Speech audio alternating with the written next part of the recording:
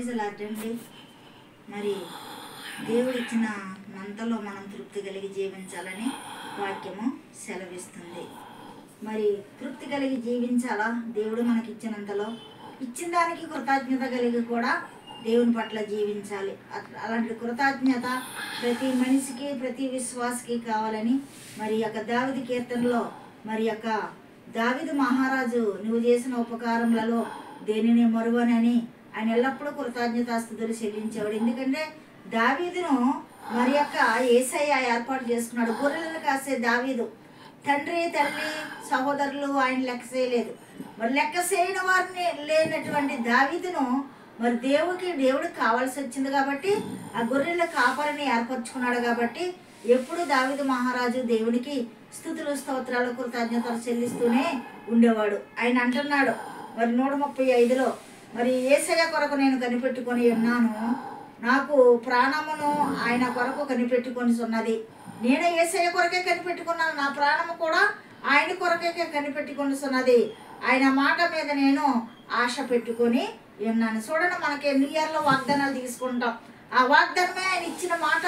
ఆ మాట మీద మనం నమ్మకం కలిగి, విశ్వాసము కలిగి ఆ మాటను పెట్టుకుని మనం దినము ప్రార్థిస్తే ఆ మాట నీ జీవితంలో, ఆ వాగ్దానం నీ జీవితంలో నెరవేర్తది. దావీదు కూడా ఆయన కొరకే నేను ఆశ పెట్టుకొని ఉన్నానని మరి మాట్లాడుతున్నాడు. మరి అంతేకాదు, మరి యేసయ్య మీద ఆశ పెట్టుకొనుము, మరి యేసయ్య యొద్ద కృప దొరుకును, ఆయన యొద్ద సంపూర్ణ విమోచన దొరుకును. మనం యేసయ్య యొద్దకు వెళ్తే కృపాక్షేమం దొరుకుతుంది, విమోచన దొరుకుతుంది. కాబట్టి యేసయ్య యొద్దకు మనం వెళ్ళినప్పుడు మనకి ఏది కావాలో అది మనం మనస్ఫూర్తిగా ప్రార్థిస్తే ఆయన మనకి ఇచ్చే దేవుడండి. మరి దావీదుకు ఎన్నో బాధలు కలిగాయి, ఎంతో మంది శత్రువులు. మరి ఆ బాధలన్నిటిలోనూ తాను అతని పక్షమున జ్ఞాపకం చేసుకున్నాడు. దావీదు పట్ల దేవుడు జ్ఞాపకం చేసుకుని దావీదు యేసయ్యతో ప్రమాణపూర్వకముగా మాట ఇచ్చి యాకోబు యొక్క బలిష్ఠునికి మరి మొక్కుబడి చేసుకొనేను. దావీదు అంటాడు, ప్రభా నీ యందు నేను నమ్మకంగా ఉంటాను, నీ యందు నేను నమ్మకంగా జీవిస్తాను, నువ్వే నా దేవుడువు, నువ్వే నా విమోచకుడు, నువ్వే నా రక్షకుడు అని దావీదు ఆశ పెట్టుకుని ఉన్నాడు. ఆయన ప్రాణము ఆశ పెట్టుకున్నది, ఆయన మాట నమ్మి ఉన్నాడు. కాబట్టి ఎంతమంది శత్రువులున్నా, కుడి పక్కన 10,000 మంది పడినా, ఎడవ పక్క 1000 మంది పడినా మరి జయము ఆయన మరి పొంది ఉన్నాడు. దావీదు గొల్యాతును ఓడించాడు.